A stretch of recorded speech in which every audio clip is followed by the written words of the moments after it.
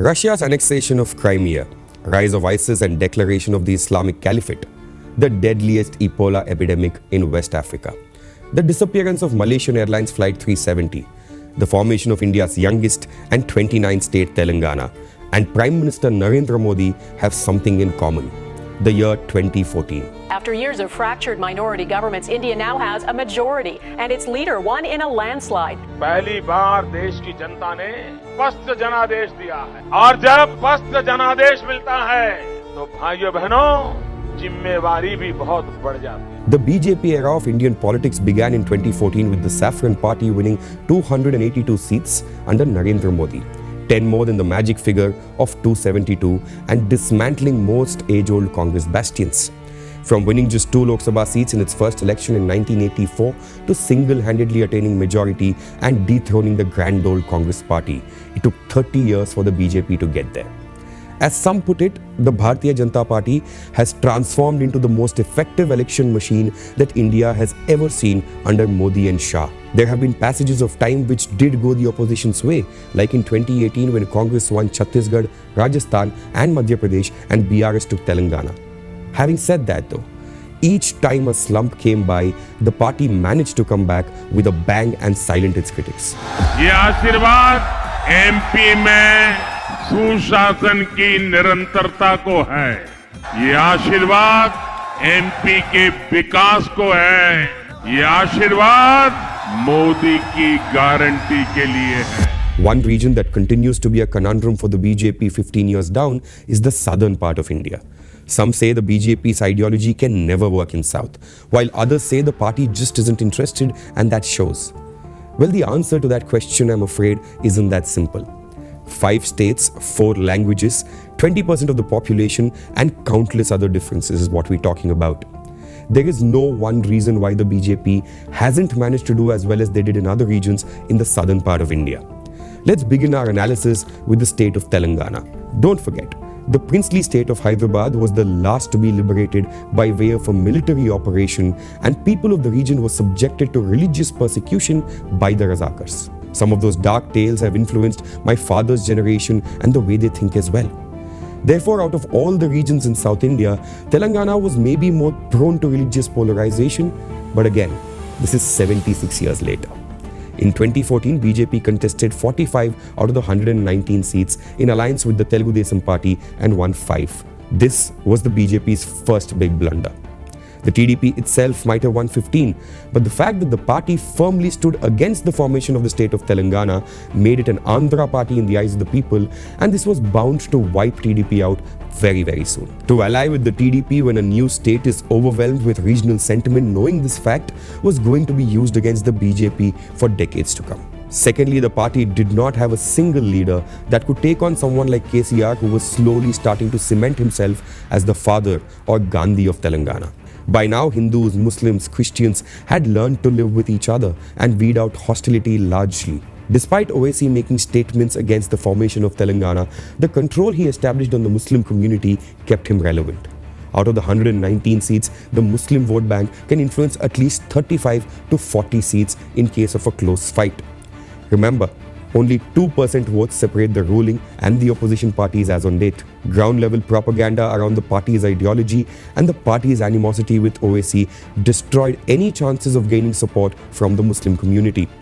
Even when it comes to the Lok Sabha seats, BJP just managed to secure its age-old bastion of Secunderabad. Cut to 2018, BJP fell from 5 MLAs to 1. That 1 seat was also won due to the candidate, Raja Singh, and had little to do with the party. The state unit's weak leadership, the party being highly inactive from 2014 to 2018, and KCR's masterstroke of dissolving the assembly were all factors that made it worse for Modi ji's men. The Modi wave that was witnessed in 2019 could have impacted the assembly election as well, but KCR did not let that happen by dissolving the assembly before his full term. KCR has decided to dissolve the assembly and go in for early elections. The Chief Minister very clearly wants to separate the Lok Sabha elections from the assembly elections so that he can have the advantage of being a lone player, almost a presidential style kind of election in the assembly itself, so that KCR will be the big figure there. People believed that this was the end of BJP in Telangana, but that wasn't the case. In 2019, the party won 4 out of 17 MP seats. The Modi wave clubbed with KCR dumping sitting MPs and voters realizing the fact that a regional party with 10 MPs may fall flat due to the number game helped the BJP. The opposing viewpoints at domestic reasons impacting respective seats. For example, nearly 1,000 farmers filed their nominations against KCR's daughter in Nizamabad. The difference between her and the winning BJP candidate was lower than the number of votes polled for the 1,000 farmers. Recently, Kavita came out and accused her own family of plotting against her to ensure her loss as well. Each constituency has a similar story. Irrespective of why, the BJP had won 4 seats in the state and people saw this as the party gaining momentum. Senior leader from the state, Kishan Reddy, is inducted into the union cabinet, and it seemed like the party was serious about Telangana. A year later, BJP grew from 4 to 48, an 1100% jump in the Greater Hyderabad Municipal Corporation elections. While the Congress was hitting an all-time low in the state of Telangana, the BJP was going from strength to strength. News channels started calling BJP the principal opposition party in the state. 2/3 of MLAs merged the Congress legislature party into the TRS in the meantime. KCR's feud with a close confidant and the then Health Minister Itala Rajender goes public soon after. Itala jumps to BJP and wins the seat again. At this point, people had even started dreaming of a BJP government in the near future. But history repeated itself. Leaders started operating in silos. Party as an entity became invisible to the people. Each leader on his own was the mantra. According to me, one cannot blame those sitting in Delhi for this. Narendra Modi cannot run the day-to-day affairs of the grassroots level organizations. That is the job of the state leadership. As a consequence, BJP phased out once again, making way for the Congress party led by Revant Reddy. Eventually, in 2023, KCR was finally defeated and Congress captured power 4 years after being merged into the same party. Cut to 2024. The BJP doubles its Lok Sabha seat share from 4 to 8 in a state with 17 MPs is quite a climb. KCR's BRS losing the state, his daughter getting arrested in the Delhi liquor scam, and rumors of BRS and Congress helping the BJP under the carpet had a massive impact. Cut to 2025. The party has gone dormant once again. This time, even after getting 1 MOS and 1 ministry. A stunted and weakened BRS is regaining its strength thanks to the attitude of the BJP in the state. This reminds me of a conversation with a senior BJP leader from Telangana, and I quote, "We aren't getting any funds from the party. They don't seem to be interested to do anything here. The upcoming GHMC elections could set the tone for the next couple of years and is make or break for the BJP vis-a-vis the state assembly elections." Next up, Andhra Pradesh. Let me clear this at the outset as someone who was born in the state. Uniting Kammas, Kapus, Reddys, SCs, STs in the name of religion in the state of Andhra Pradesh is a Herculean task that nobody has ever managed to finish. YS Rajshekar Reddy and Jagan Mohan Reddy, both practicing Christians, have served as chief ministers. Remember that. Jagan still enjoys 35% to 40% of the state's vote bank. This proves that welfareism, caste and regional identity towers way above religion any day. Unlike Hyderabad, present-day Andhra Pradesh was a part of the Madras Presidency until 1953. Therefore, the cultural ethos of the state aligns more with Tamil Nadu than the neighboring Telugu state of Telangana. Muslims aren't perceived as a threat. They are seen as tradesmen who adopted the local language and culture, thereby becoming an integral part of the society. In fact, if you are ever to travel to Vijayawada or Vizag, you will realize that Muslims in AP speak better Telugu than most Telugu NRIs themselves. If the dressing or appearance isn't a giveaway, it will be very difficult to even guess the religious group that the person belongs to. Right-wing organizations did try to stoke the whole Catholic conversion fire innumerable times in the past, but that never sticks. People could agree with the fact that conversions are taking place at a large scale due to their surroundings, but that never ignites animosity that impacts the voting patterns. Coming to political aspects. The 3 dominant castes in Andhra Pradesh are the Kammas, Kapus and the Reddys. The Telugu Desam party is perceived to be a Kamma party due to its leadership and supported commands in the community. YSRCP, on the other hand, is perceived to be a Reddy party. The Kapus have been on the lookout for a leader who can compete with Jagan and Naidu for quite some time. With the emergence of Pawan Kalyan's Janasena, the community finally feels they have that. In 2019, JSP ate into more of the TDP's Kapu vote share, which handed a landslide victory to Jagan Mohan Reddy, who was supported by significant sections of the SC, ST, BC and minority communities too. Coming back to the BJP now. Owing to the Saffron Party's alliance with the Telugu Desam Party, BJP won 4 seats in 2014. A ministerial berth in the state was allocated to the BJP in return of 2 cabinet berths in Delhi. And this is where the plot changes. Close to the 2019 elections, Chandrababu Naidu senses the burden that BJP had become. If you want to know more about Chandrababu Naidu, his power plays, his political astuteness, and how he could make or break the union government this time around, do have a look at a dedicated video that we have recently released on Naidu's power cycles. In an attempt to dissociate, Naidu and TDP accuse BJP of cheating the people of Andhra Pradesh by refusing to give the state a special category status as promised during the bifurcation. TDP ministers resign in Delhi and the cycle left the NDA. What followed was a vicious campaign against the BJP by their former alliance partners. Little did they know that none of this was going to help either ways. While Naidu and TDP were busy fighting for SES and forging a grand national alliance, Jagan silently accumulated votes in the state. Voters still remember the whole BJP cheated AP narrative though.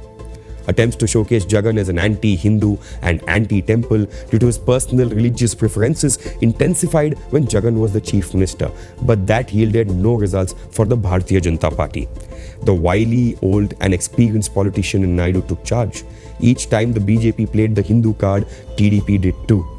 This ensured that the narrative was never hijacked by Lotus. If it wasn't for the trio BJP, TDP and Janasena coming together to dethrone Jagan Mohan Reddy, and of course some disastrous policy decisions taken by him, NDA wouldn't have swept in 2024, at least not to this extent according to most experts. In power but always at the mercy of TDP, that is the BJP situation in Andhra Pradesh right now. Unlike in Bihar, gaining ground in the state under Naidu's nose isn't that easy. This time around though, the BJP might have a trump, a pseudo in Pawan Kalyan. From extreme left to extreme right, from Che Guevara to Sanatana Dharma, Pawan has gone out of his way to adopt the ways of the BJP. The community he belongs to also creates an opening for the BJP. However, Janasena and BJP together have a long way to go before they can even stake claim against well-oiled machines like TDP and YSRCP. From cadre to candidates, there's a gigantic gap that needs to be bridged if they want to accomplish something. Talking of BJP's failures, you cannot miss out on Tamil Nadu. Not so long ago, we released a dedicated 13-minute episode on why Tamil Nadu votes a certain way and outrightly rejects Hindutva despite being home to some of the most prestigious Hindu temples. Do watch it for an in-depth analysis. As we have already covered the historical and cultural aspects in that particular video, let's now talk core politics. In 2011, BJP won 0 seats. In 2016, the BJP couldn't open its account once again. In 2021, despite being in an alliance with AIADMK, the BJP only managed to win 4 out of the 20 seats the party contested. Despite the seat share increasing, one would have to say that the party's situation got worse. In 2011, the party secured 2.2% votes. 10 years later, it is the same. Considering the fact that AIADMK was an alliance partner which could have led to vote transfer, one can safely say that BJP's vote share in all likelihood decreased since 2011. Like in Telangana, a beacon of hope came BJP's way in 2020. Kuppusamy Annamalai, a Karnataka cadre IPS officer. Within months after losing the election, BJP appointed Annamalai as the president of the Tamil Nadu BJP. His intention was clear: no alliance, no support. It may not be 5 years, could be 10, 15 or even 20, but we will build the party from scratch and ensure we don't get consumed by alliance partners like the Congress party in Tamil Nadu. What he was referring to is something Congress leader Karti Chidambaram says very often. The DMK Congress alliance never let the Congress regain its foothold, rather killed the party from the inside. One thing about Annamalai, you can like him, dislike him or even detest him, but you definitely cannot ignore him. None can deny the fact that the man has a flair, knows his stuff and has a knack for grabbing attention. And I mean that positive. Videos of Narendra Modi and Annamalai started going viral. Modi showers praises and all of a sudden, Annamalai becomes the hottest product of TRP hunters in Tamil Nadu. And why not? For once, BJP found a face in the state, one that could take on the Dravidian parties, at least at that point in time. As a result, BJP contests the Lok Sabha polls without AIADMK and breached the double-figure mark in the state for the first time in history in terms of vote share. Annamalai, like many other BJP Tamil Nadu leaders, was caught at an impasse. On key sentimental issues such as Hindi imposition, he had to align with party's central stand while balancing domestic nuances. Let's understand this. The Bharatiya Janata Party and Tamil Nadu as a society differ in principle on various issues like language and religion. In fact, are poles apart in a lot of ways. This makes convincing the core Tamil voter very, very difficult for the state unit.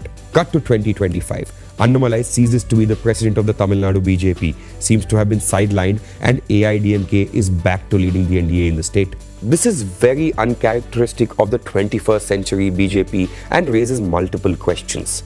Does this indicate lack of interest and effort as many claim? Well, that's a question only party men can answer. God's own country is next. Kerala has been a non-starter for BJP since its formation. In a total of 9 assembly elections, the party managed to win only 1 assembly seat in 2016. However, the seat share went from 2.8% in 1982 to 11.4% in 2021. Kerala is the last communist bastion standing. Communism in Kerala dates back to the 1930s and 1940s with its roots in the freedom struggle. A party like BJP, which is perceived to be on the extreme right, in a state that thinks, lives and votes communist. That's self-explanatory, I believe. From beef being an integral part of an average Malayali's diet, Muslims and Christians making up more than 44% of the population, all the stacks are stocked against BJP. The literacy levels, a strong NRI community which brings exposure, the influence of minorities, regional pride and the sheer resilience of citizens ensured that Kerala sticks to its pace. Stories around Keralites taking off to join ISIS, the Sabarimala verdict which became a major flashpoint, and narratives around targeted killing of RSS workers came and went, but nothing penetrated. To sum it up, BJP might have won Thrissur in 2024, but the party has a long way to go to even be considered as a senior contender in the state. I mean, realistically. While you'll always hear that South rejected BJP, well, that narrative is partially untrue. Karnataka, the 5th South Indian state, happens to be a Congress versus BJP state. The party first came to power in 2007 thanks to B.S. Yediyurappa, who enjoyed unfathomable support from the Lingayat community, one of the 2 largest communities in Karnataka. The Vokkaligas and Lingayats have dominated Karnataka politics since 1956. 16 out of the 23 chief ministers of Karnataka till date have hailed from these 2 communities. BJP being home to one of the tallest Lingayat leaders of this particular generation is what propelled the party to power despite struggling in the Vokkaliga belt historically. Karnataka is one South Indian state where the BJP played it the Kannadiga way rather than trying to impose what worked for them in the north. You never know, Kapus could replace Lingayats in AP and Pawan could play Yediyurappa if the party learns its lessons. To conclude, there is no one reason why BJP hasn't managed to capture South India. It's a combination of a plethora of factors. I'll leave you with an interesting observation. Yogi Adityanath's words during 2018 Telangana campaign echo in my ears as I begin this tale. Campaigning for the controversial Raja Singh, he said, and I quote, "We will change Hyderabad's name to Bhagyanagar once BJP comes to power." 7 years on, things have flipped 180 degrees, and you can clearly observe a pattern. Hardcore Hindutva guys like Raja Singh being sidelined, leaders with left-leaning roots like Itala Rajendra joining the party and gaining prominence, leaders toning down on the intensity, Pawan Kalyan, someone who was aligned with the communists in 2019, being made a poster boy for the BJP in Andhra Pradesh, indicates something very interesting. A deliberate attempt to go soft on Hindutva. Be pro-Hindu but don't come across as anti-minority seems to be the new mantra. A couple of lines from a senior BJP Telangana leader now make sense to me. While speaking about who could become the next BJP president, one of them said, and I quote, "I don't know who it will be, but it will definitely be someone secular. Hindutva guys like us will be sidelined." The second refused to answer questions about Hindutva in an interview. What do you think? Are we witnessing the arrival of a semi-secular BJP?